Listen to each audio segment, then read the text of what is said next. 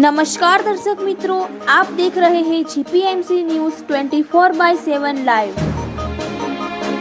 ગુજરાતમાં સૌપ્રથમવાર ઐતિહાસિક ભવ્ય બ્રહ્મ સમાજનો બ્રહ્મશક્તિ સેના દ્વારા પરશુ દીક્ષાનો કાર્યક્રમ યોજાયો।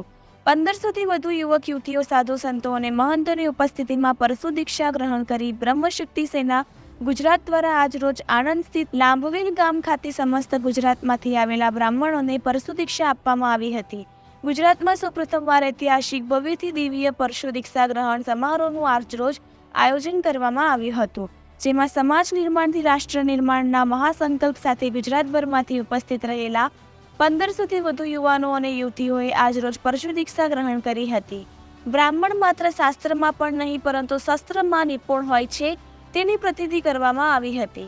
સાધુ સંતો, મહંતો અને ઋષિકુમારીની ઉપસ્થિતિમાં આ સમારોહ ગુજરાત બ્રહ્મશક્તિ સેના આણંદ દ્વારા યોજવામાં આવ્યો હતો।